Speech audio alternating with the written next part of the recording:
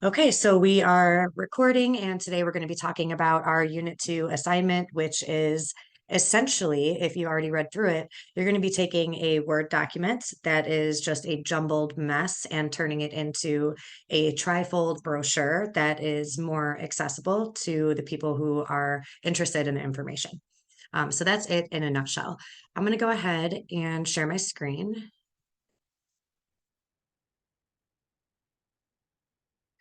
Okay. And one of the first things I actually wanted to talk about before we dive into the actual assignment, actually, it's two things. One is that I realized that I overlooked some people's instructor drafts for Unit 1, and I did not give feedback in time for the due date last night. So if that's you and there is anything that costs you points on your assignment, I'm going to go ahead and give you the feedback and allow you to revise. Obviously, you can turn it in within the next several days without any penalty. So that's first. And then second, I want to call your attention to the insider information announcement that went out like 2 days ago on Saturday.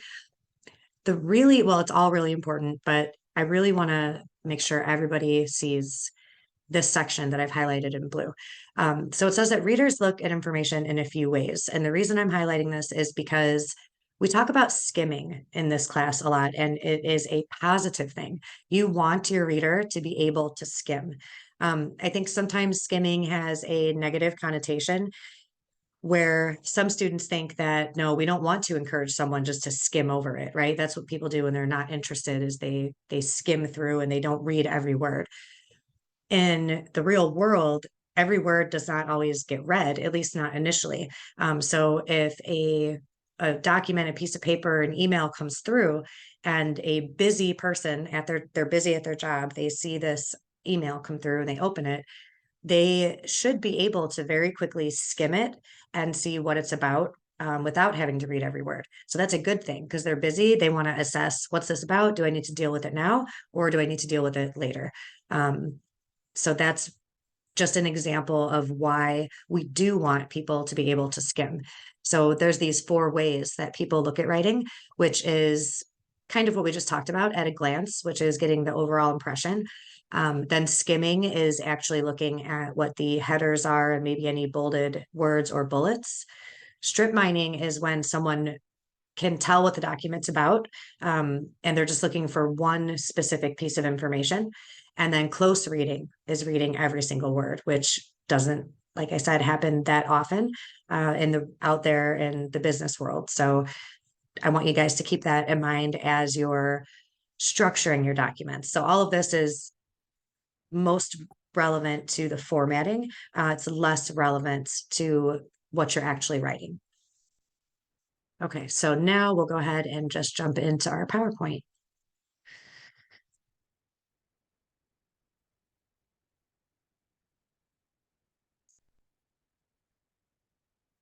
Okay, so document design and revision. In Unit 1, you guys practiced a little bit with designing a document in terms of dropping in some graphs that you created and an image, and then placing it within the text in a way that's visually attractive.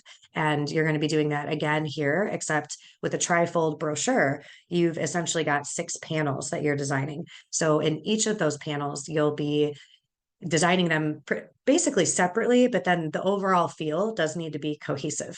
So let's take a look at the breakdown of the assignment, and I'm going to share with you the smartest way, at least the way that I think is the smartest to approach this assignment. So your goals are going to be to create a document that is objective in nature. That means it's just fact-based. There's not going to be any excuse me, any opinions in your brochure. It's going to be skimmable, like we just talked about, and you want it to be digestible/accessible. Digestible means that you are not cramming in too much information, so someone can read or skim through it and understand the big picture of what you're trying to communicate. They don't have to study it and all of its different sections, or use Google. I was going to say use a dictionary, but look up words. Like digestible means that it's just easy to understand, and accessible is tied into the formatting in terms of making sure that you have headers that make it easy to navigate the document. So what you're doing is developing a brochure for a healthcare clinic.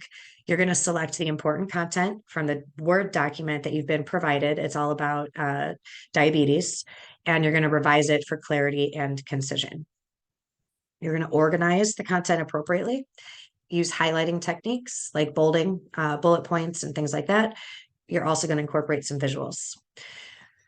The place where I recommend starting is by selecting the content you want out of your Word document. So you open up this Word document that, again, is provided for you in Brightspace. It's all about diabetes, and just start stripping away repetitive content, anything that is not needed. For instance, there's two types of diabetes, type 1 and type 2. This brochure is about only one type of diabetes, so you don't need to talk about the other type. So you can just trim all of that out. So you go through the Word document, you trim it up, you strip it down to a more manageable piece of information. And all the while you're thinking about these three rectangles here on the side, right? So who is your audience? And the assignment tells you that it's parents and adolescents who've just been diagnosed with diabetes, the adolescents, not the parents, right? So we're talking about what used to be called juvenile diabetes, and the brochure is for those children, maybe say 12 to 16, who've just been diagnosed, and their parents. So thinking about their needs, what are they feeling after they receive this diagnosis? Obviously, probably a little bit afraid, curious about what life is going to look like, what their treatments will be like. So you want to think about the emotional component in this assignment, as well as the logical component, because you're sharing information about what they should do to stay in good health within the brochure. So it's a big ask, this brochure. It does a lot of different things. So we talked about number one here, which is extract. So you can do it either way. You can either take what you want and put it in a fresh document, or my preferred way is to delete what I don't want. And then that leaves me with a fresh Word document with just what I do want. And then revise it, what's left, for clarity and concision, meaning that you want to eliminate any unneeded words and phrases. And I'm going to show you an example of that. And of course, you're also going to start working on organizing the content. When you think of a trifold brochure, I wish I had one.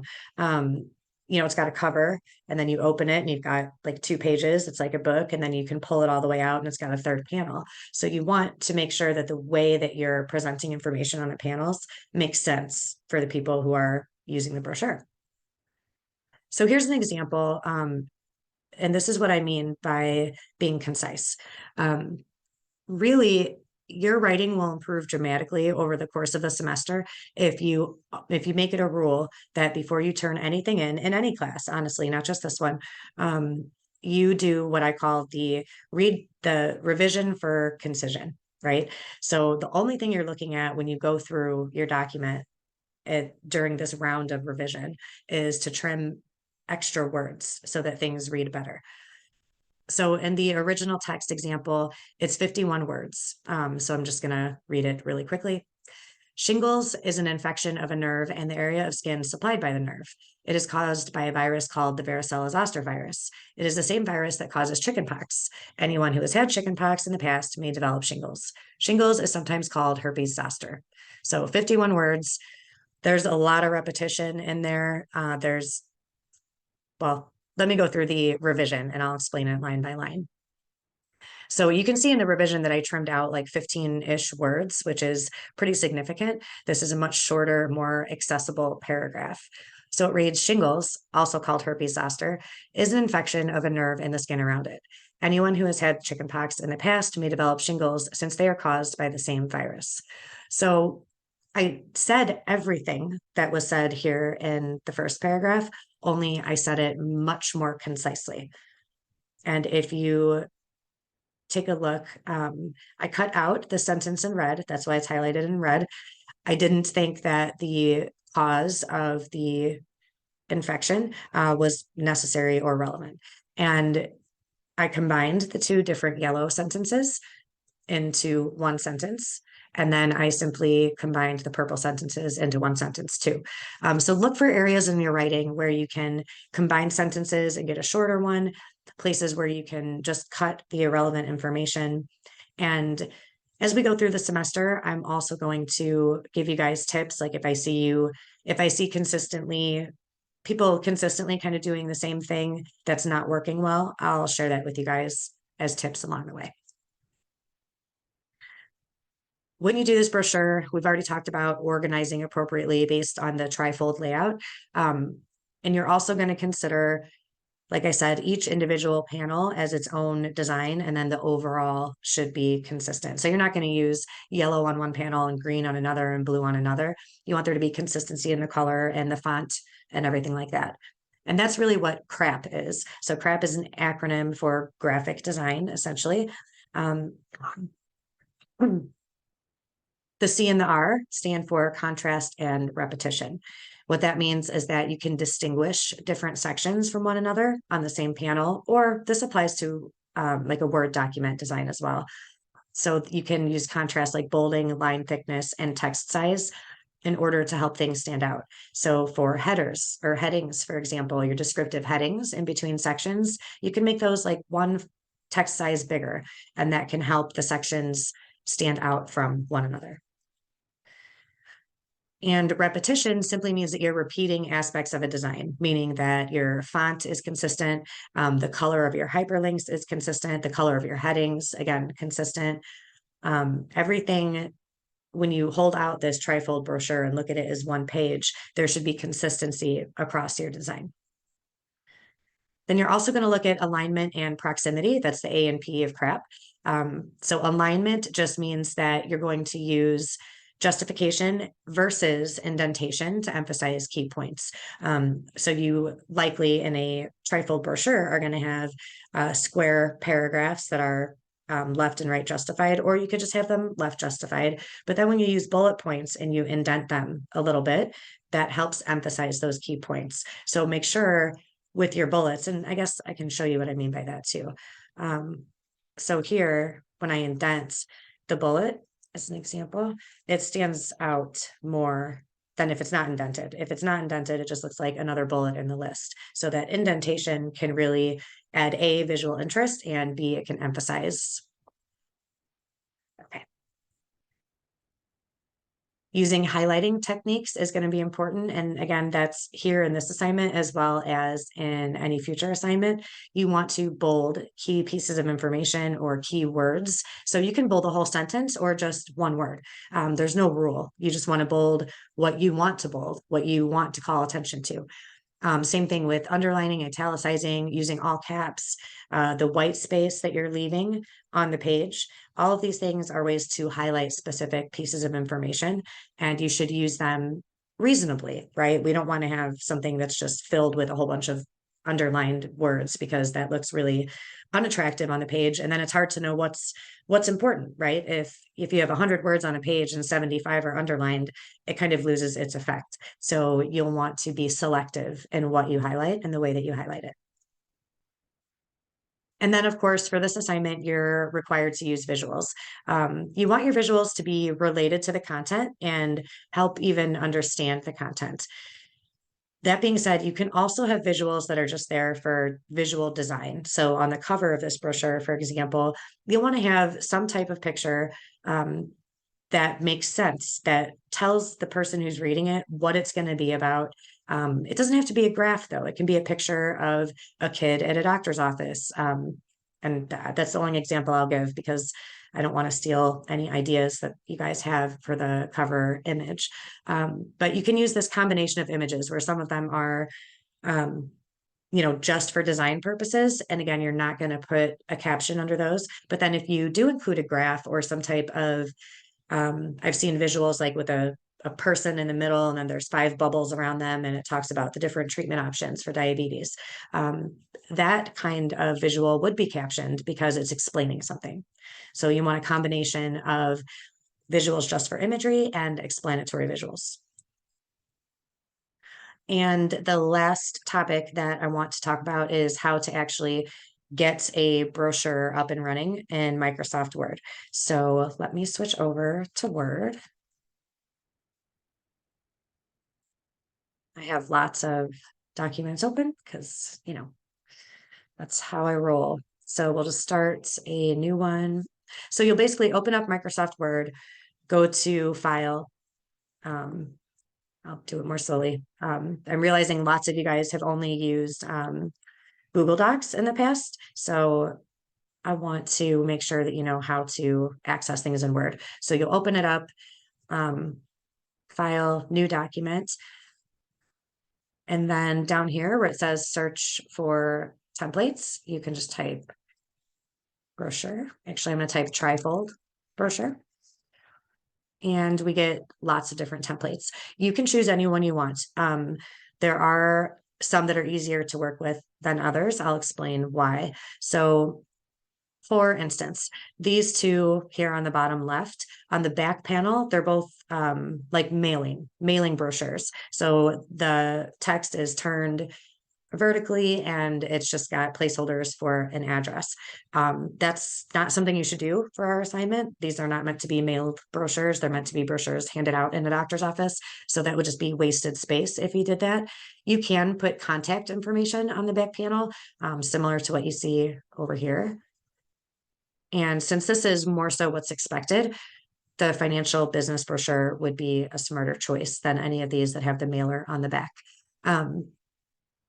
This brochure here doesn't tend to work well because there's not a lot of room for text. You've got huge imagery and lots of color design that just doesn't work well with text overlay. So I suggest avoiding this one. And just so you know, before you jump into one, a lot of these design elements, like in this one, the bubbles brochure, these bubbles, you can't move them. You can't delete them off the page. You know, you can throw in a white text box over them to hide them if you want, but that's a lot of extra work. So what I'm suggesting then is picking something like the school brochure, the software brochure, or the financial business brochure. Those are going to be your three best bets in terms of doing this, not causing yourself any extra work in the design aspect of this assignment. So we can go ahead and choose the financial business brochure just to take a quick look. And you'll see, oh, maybe I'm not recommending this one because maybe it doesn't want to let us change the picture.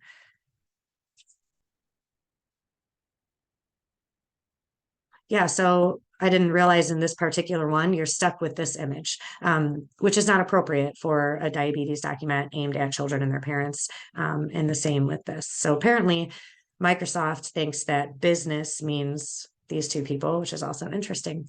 Let's pick a different one, or we can stick with this one. So let's pretend we could get rid of this image. If we could, you would just click it, delete it, and replace it with a more appropriate image. All of the rest of the content, you'll be able to just like double click within the text boxes. And, you know, you'll do more than just type diabetes, obviously, but you can customize everything in the brochures that I pointed out, with the exception of the pictures in this one. Okay, and so this is your front cover. This is your back cover when you're designing. Keep that in mind. All right. So jumping back into the PowerPoint just to go over the due dates. Your final brochure, you have 2 weeks on this assignment. So the final brochure is due Sunday on February 5th before midnight.